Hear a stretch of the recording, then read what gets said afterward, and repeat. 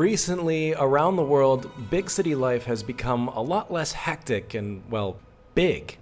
I'm fortunate enough to have lived in Taiwan throughout the pandemic, where daily life hasn't really been affected as much as most of the world, thanks to the quick and prudent response of the people, and as a result, we can really focus on the celebration of local culture and art that has gained a much-needed spotlight. Instead of exploring outward and seeing what the international tourism industry can provide, Taiwanese locals are moving inward, up into the mountains that dominate this land, to rediscover what I consider as often overlooked beauty and history. It's a place I hope that whoever you are watching this video gets the chance to see. The only catch is that, having been born and raised in a city, I quickly found myself in unfamiliar territory. So I've been invited up to Alishan to see what you can do up here. No one told me anything, they just gave me these strange clothes and this fun hat.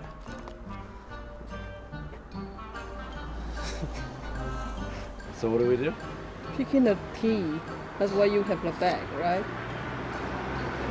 I don't even know what tea looks like. This is tea. Fortunately for me, the people working here know that not everyone understands how tea even works, and they gave me a crash course on how to pick tea. Although I am a useless tea farmer, the advice they gave me did help me appreciate the art, the roots of which run deep into this area and its people. I think tea picking is a great morning exercise. It's relaxing, like I'm just sitting here picking tea. I'm not even gonna drink it. I might not even be picking tea. I don't know what this is. You might destroy the tea tree. Probably. I'm probably just ruining some farmer's tea. But it's kind of nice, like I get it.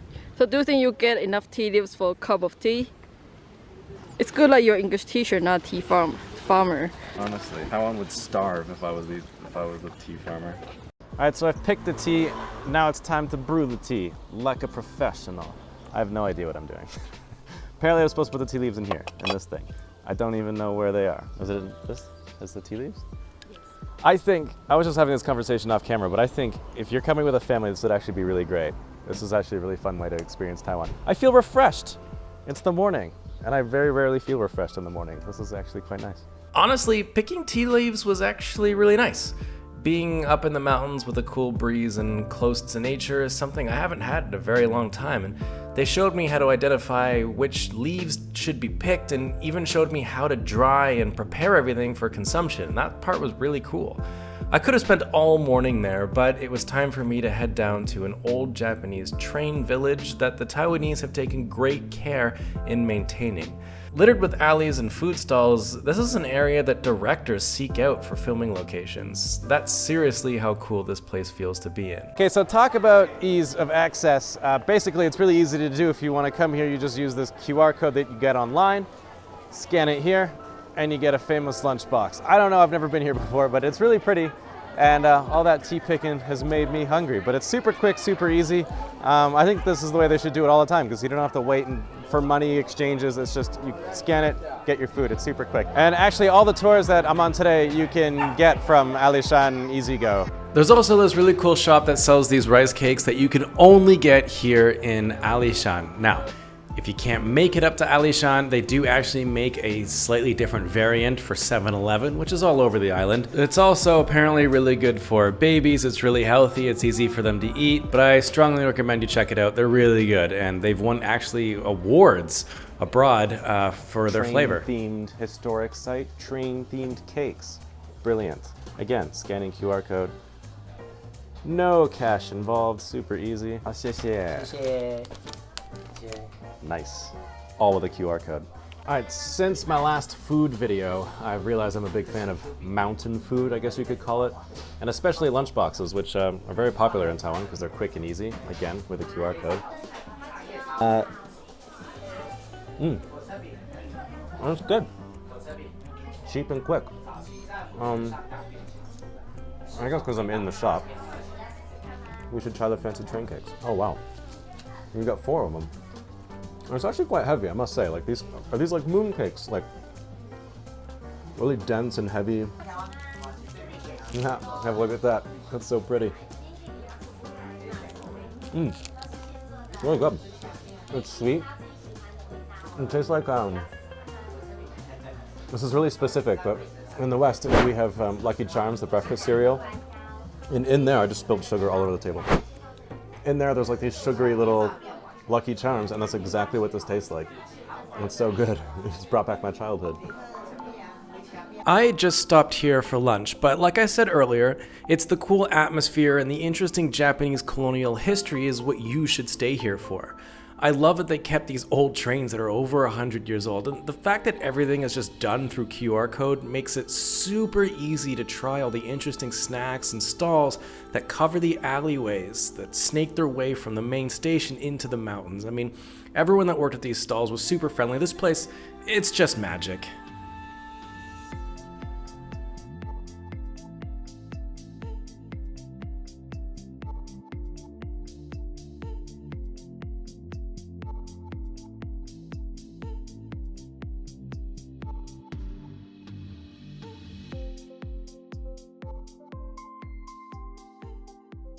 Man, I missed that place and I cannot wait to go back, but I had one more stop to get to. All right, so I'm here at my final stop, which I'm pretty excited about. We're gonna do some like Aboriginal activities and stuff, which is something I'm really interested in because, you know, I have learned about them in the past videos, but now I actually get to like try and do some stuff. I'm gonna feed some deer, which is terrifying because I'm really scared of animals, but we'll see how that goes. But first, it's off to the archery range where I found out I'm probably worse at archery than I am at farming tea. I'm not very good at this, and he's incredibly strong. It's actually not easy to pull this bow back.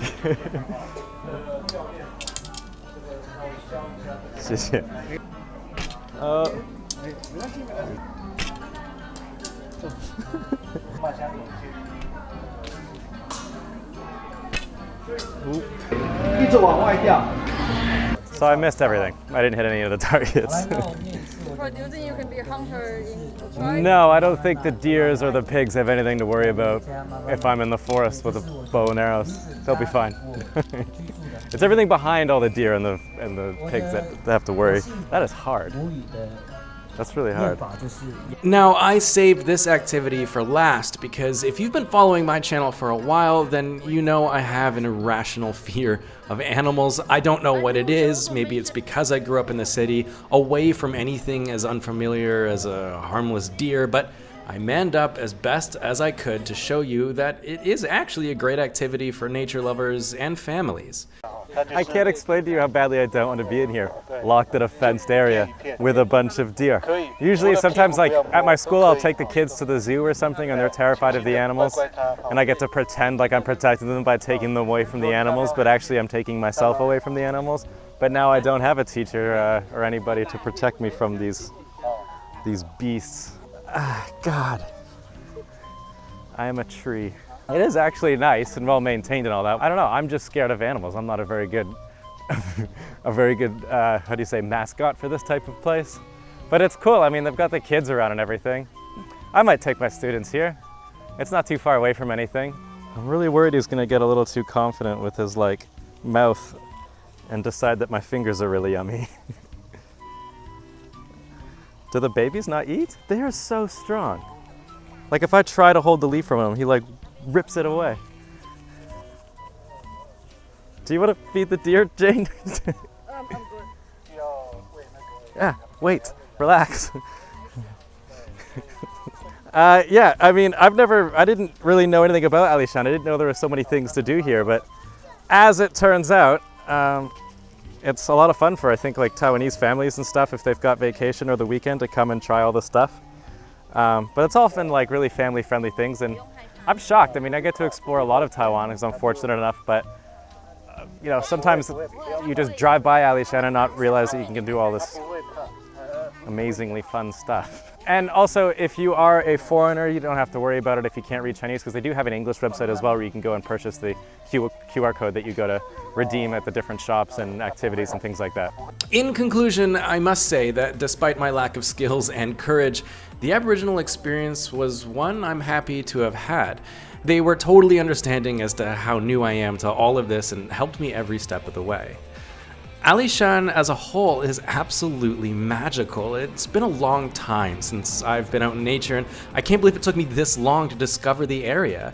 The range of activities you can do here is endless, and it's all made easier by the bilingual website Alishan Easy Go.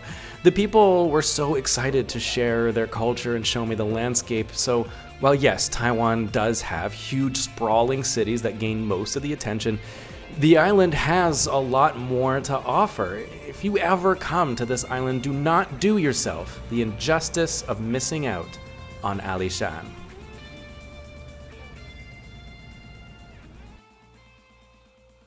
Thank you so much for making it all the way to the end of the video. I've got some bonus content for you here.